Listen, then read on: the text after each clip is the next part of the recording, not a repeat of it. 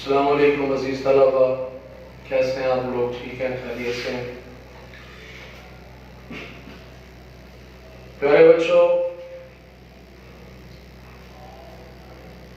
دوسرا باب ہم نے شروع کیا ہوا ہے۔ دوسرے باب کا پہلا لیکچر آپ سماعت کر چکے ہیں۔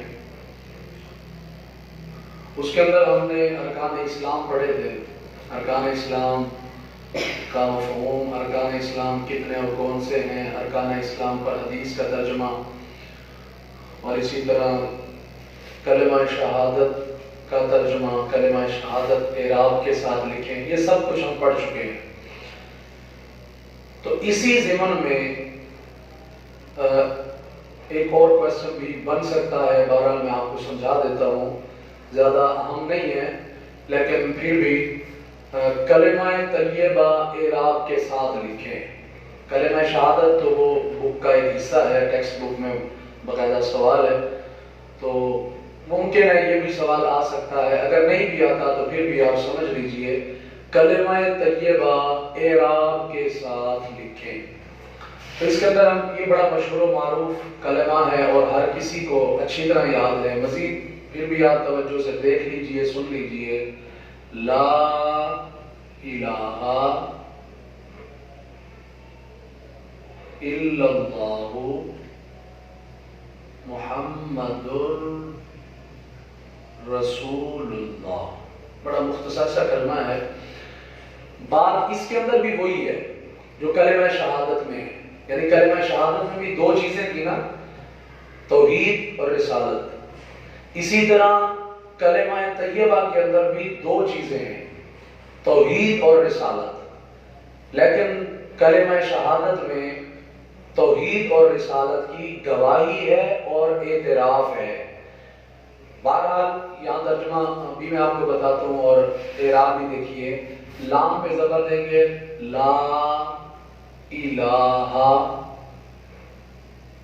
الا اللہ محمد، دال میں دو پیش آئیں گے، آگے رے پہ شد آئے گی، رسول اللہ۔ ٹھیک ہے جی؟ اس کے اندر بھی دونوں چیزیں ہیں، نمبر ایک یہ توحید، نمبر دو رسالت۔ لا کا معنی ہوتا ہے نہیں، الہ کا معنی ہوتا ہے معبود، معبود جس کی عبادت کی جائے، الہ نہیں ہے کوئی معبود الا مگر اللہ، اللہ کوئی معبود نہیں ہے مگر اللہ۔ کیا مطلب؟ اللہ کے سوا کوئی عبادت کے لائق نہیں ہے۔ محمد صلی اللہ علیہ وسلم اللہ کے رسول ہیں۔ یہ ترجمہ سمجھ آ گیا؟ اللہ کے سوا کوئی عبادت کے لائق نہیں اور محمد صلی اللہ علیہ وآلہ وسلم اللہ کے رسول ہیں۔ چلیں جی آگے چلتے ہیں۔ ہمارے بک کے لحاظ سے اگلا جو ہمارا کویسچن ہے وہ ہے کلمہ شہادت میں کتنے حصے ہیں، وضاحت کیجئے، یا کلمہ شہادت میں کن چیزوں کا اعلان اور اعتراف ہے، وضاحت کیجئے۔ اس طرح بھی اسٹیٹمنٹ بن سکتی ہے، اعلان اور اعتراف۔ تو آئیے پیارے بچوں، اس کا جواب ہم کس طرح دیں گے؟ بک پہ دیکھیے کہ کلمہ شہادت کے پہلے حصے میں، پہلے حصے یعنی اشہد اللہ الہ الا اللہ وحدہ لا شریک لہ، یہ ہے پہلا حصہ۔ کلمہ شہادت کے دو حصے ہیں اور یہ ایم سی کیو بھی بن سکتا ہے۔ کلمہ شہادت کے کتنے حصے ہیں؟ 2 3 4 5، تو جواب ہوگا 2 حصے ہیں۔ کلمہ شہادت کے 2 حصے ہیں، کون کون سے؟ ایک حصہ میں نے یہاں لکھ دیا، اشہد ان لا الہ الا اللہ وحدہ لا شریک لہ، یہ ایک حصہ ہے۔ اس کے اندر کس چیز کا اعلان اور اعتراف ہے، کس چیز کا بیان ہے؟ اب وضاحت دیکھیے، پہلے حصے میں اللہ کی توحید کا اعلان و اعتراف ہے، یعنی پہلے حصے میں اس چیز کی گواہی ہے، اس بات کا اعتراف کرتا ہے کلمہ پڑھنے والا کہ اللہ کے سوا کوئی عبادت کے لائق نہیں ہے، وہ اکیلا ہے، اس کا کوئی شریک نہیں ہے۔ کلمہ پڑھنے والا اس بات کی گواہی دیتا ہے، وہ کہتا ہے کہ میں دل سے گواہی دیتا ہوں کہ اللہ کے سوا کوئی عبادت کے لائق نہیں، وہ اکیلا ہے، تنہا ہے، یکتا ہے، اور اس کا کوئی شریک، اس کا ہمسر نہیں ہے۔ پہلے حصے میں اس چیز کا اعتراف ہے، تو دوسرے حصے میں کس چیز کا اعتراف ہے؟ یعنی وَأَشْهَدُ أَنَّ مُحَمَّدًا عَبْدُهُ وَرَسُولُهُ، یہ دوسرا حصہ ہے۔ دوسرے حصے میں کس چیز کا اعتراف ہے؟ دوسرے حصے میں رسالت کی گواہی ہے، پہلے میں توحید کی گواہی اور دوسرے میں رسالت کی گواہی۔ یعنی کلمہ پڑھنے والا اس بات کی گواہی دیتا ہے، کہتا ہے کہ وَأَشْهَدُ، اور میں گواہی دیتا ہوں کہ محمد صلی اللہ علیہ وآلہ وسلم عبدہ، اللہ کے بندے ہیں، وَرَسُولُهُ، اور اس کے رسول ہیں۔ تو ان کلمہ شہادت کے دو حصوں میں ان دو چیزوں کا اعتراف ہے، یعنی توحید اور رسالت۔ اسی طرح بظاہر تو یہ دو چیزیں نظر آ رہی ہیں، دو چیزیں ہیں نا، پہلا حصہ دوسرا حصہ، یہ اشہد ان لا الہ الا اللہ وحدہ لا شریک لہ ایک حصہ، واشہد ان محمد عبدہ ورسولہ دو حصے۔ بظاہر یہ دو حصے نظر آ رہے ہیں، لیکن حقیقت میں یہ دو نہیں ہیں، حقیقت میں ایک ہی ہے۔ آئی سمجھ؟ حقیقت میں ایک ہی ہے۔ وہ کس طرح؟ وہ اس طرح کہ یہ گواہی دینا کافی نہیں ہوگا، یہ بھی ضروری ہے۔ یعنی اگر کوئی شخص کہتا ہے کہ میں ایک گواہی دے کر ہی اپنا کام پورا کر لوں، میں دائرہ اسلام میں آ جاؤں، دوسری گواہی کی ضرورت نہیں ہے، تو ایسا نہیں ہو سکتا۔ حقیقت میں یہ دو پہلو ایک ہی ہیں، یعنی اللہ کی گواہی، اللہ کی توحید کی گواہی رسالت کی گواہی کے بغیر ادھوری ہے، نامکمل ہے۔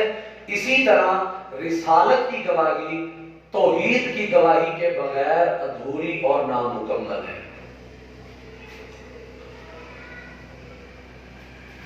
تو رسالت اور توحید ان دونوں کی گواہی ملا کر ایک کلمہ بنے گا، اور ایک انسان جو ہے وہ ان دونوں کو مان کر تسلیم کر کے پھر جا کے مسلمان ہوگا۔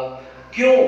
کیونکہ نبی پاک صلی اللہ علیہ وسلم کا جو دین ہے وہی دین حق ہے، نبی پاک کا لایا ہوا دین وہی دین حق ہے، اور وہ دین اللہ نے دیا ہے۔ رسول اللہ علیہ السلام اللہ سے وہ دین لے کر آئے ہیں، تو لہذا اللہ اور رسول ان دونوں کا آپس میں جو ریلیشن ہے وہ ایسا ہے کہ ان کو کبھی جدا نہیں کیا جا سکتا۔ بس فرق یہ ہے کہ وہ اللہ ہے، یہ اس کا بندہ ہے، فرق صرف یہ ہے، ورنہ کوئی فرق نہیں ہے، نہ اللہ میں نہ اس کے رسول میں۔ کیونکہ آپ رسالت کے ٹاپک میں پڑھ چکے ہیں کہ اللہ اور اس کے رسول میں کسی قسم کا کوئی فرق نہیں ہے۔ قرآن میں آیا تھا نا، آپ نے پڑھا تھا لا نفرق بین احد من رسلہ، ہم اس کے رسولوں میں کوئی فرق نہیں کرتے۔ اور وہ فرق کون کرتے ہیں؟ کافر کرتے ہیں۔ جو کافر ہیں ان الذین یکفرون باللہ ورسلہ ویریدون ان یفرقوا بین اللہ ورسلہ، جو لوگ اللہ اور اس کے رسول کے منکر ہیں وہی چاہتے ہیں کہ اللہ اور اس کے رسولوں کے درمیان تفریق پیدا کر دیں، حالانکہ اللہ اور اس کے رسولوں کے درمیان کوئی تفریق، کوئی ڈیفرنس، کسی قسم کا کوئی ڈسٹینس نہیں ہے، کیونکہ اللہ اور اس کے رسول کی بات ایک ہی ہوتی ہے، اس بات میں کوئی فرق نہیں ہے۔ ورنہ فرق تو بہت سارا ہے، وہ اللہ ہے، یہ اس کا بندہ ہے، وہ خالق ہے، یہ مخلوق ہے، فرق تو بہت زیادہ ہے، لیکن فرمان میں اور اطاعت میں کسی قسم کا کوئی فرق نہیں ہے۔ چلے آگے چلتے ہیں۔ رسولوں پر ایمان لانے کا مفہوم کیا ہوتا ہے؟ رسولوں پر ایمان لانے کا مفہوم یہ آپ آسمانی کتابوں کے ٹاپک میں بھی آپ پڑھ چکے ہیں.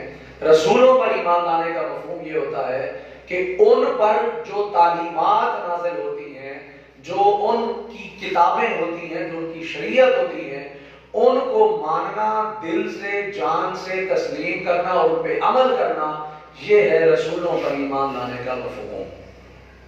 یعنی مفہوم یہ ہے کہ ان پر نازل شدہ تعلیمات پر عمل کرنا.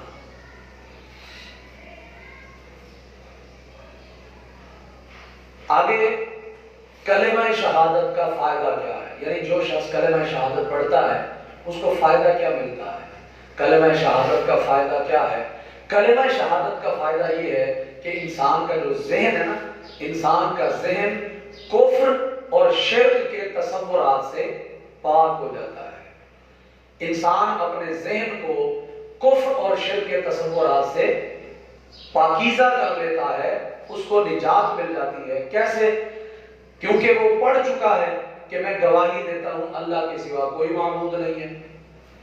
اب دیکھا نا، اللہ کے سوا کوئی معبود نہیں ہے، بس اب پتہ چل گیا جب اللہ کے سوا کوئی معبود نہیں تو کوئی اور معبود اس کے ذہن میں آ ہی نہیں سکتا. کسی اور معبود بت کی، کسی اور چیز کی وہ پوجا کر ہی نہیں سکتا. تو لہذا کفر اور شرک سے انسان کا ذہن پاک ہو جاتا ہے. آگے چلتے ہیں، کلمہ شہادت کی حقیقی گواہی سے کیا مراد ہے؟ کلمہ شہادت کی حقیقی گواہی سے کیا مراد ہے؟ کلمہ شہادت کی حقیقی گواہی کیا ہے؟ کہ صرف زبان سے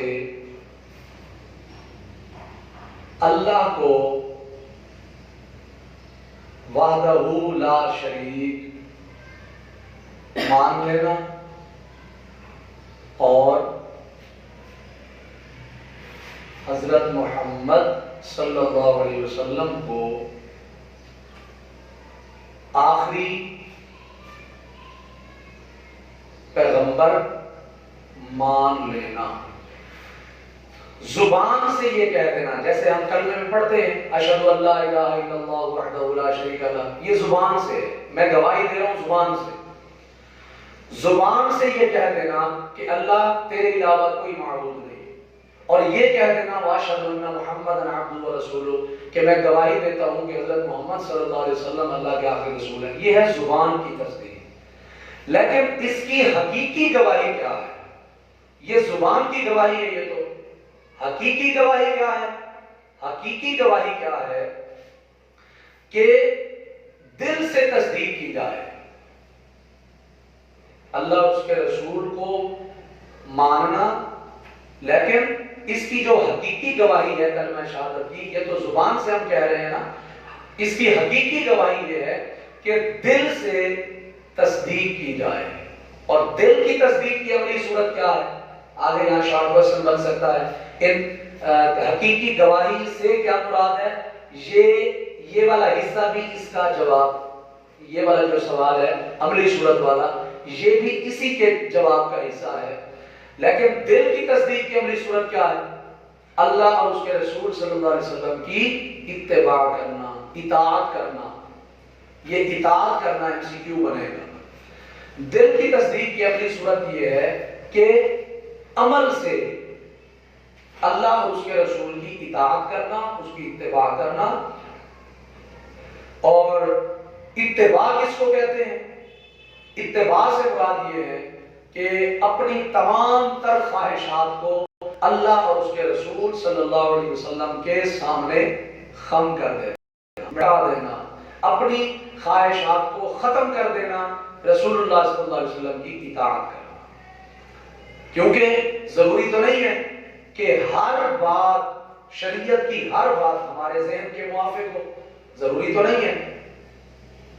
لیکن ایسا نہیں ہونا چاہیے کہ ایک بات ہمارے ذہن کے منافی آ رہی ہے، اپوزٹ آ رہی ہے، تو ہم اس بات کو، شریعت کی اس بات کو اپنے ذہن کے مطابق ڈھالنا چاہیں، ایسا نہیں ہو سکتا۔ ایسا کریں گے تو پھر دائرہ ایمان سے نکل جائیں گے۔ ہم نے شریعت کو اپنے ذہن کے مطابق نہیں ڈالنا، بلکہ اپنی خواہشات کو شریعت کے مطابق کرنا ہے۔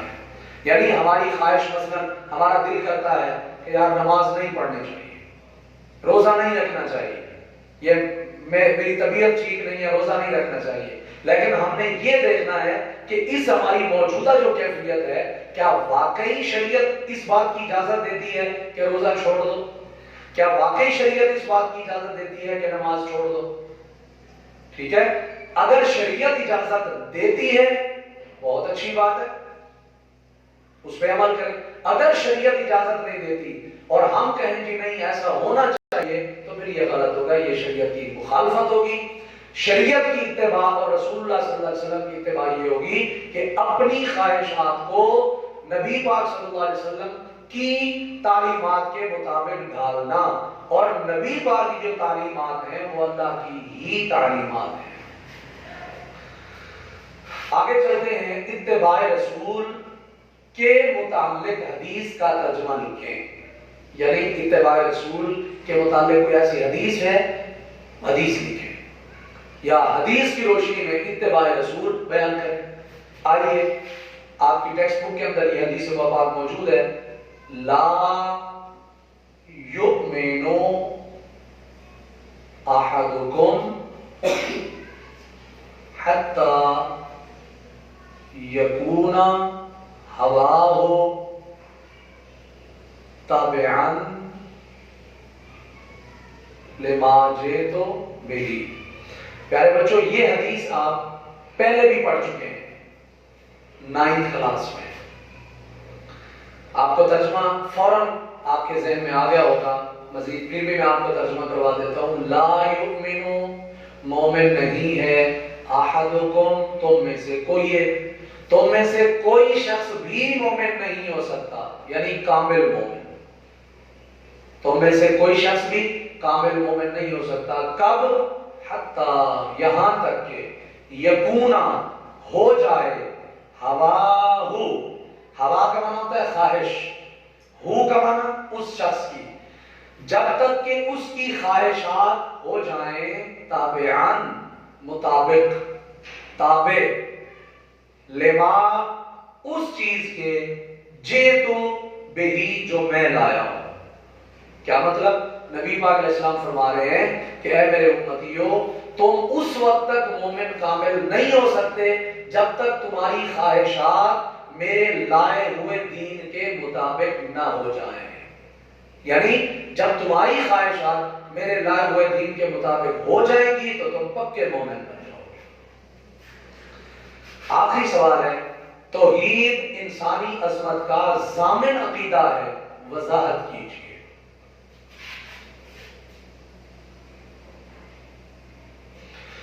توحید انسانی عظمت کا ضامن عقیدہ، اس میں کوئی شک ہی نہیں ہے۔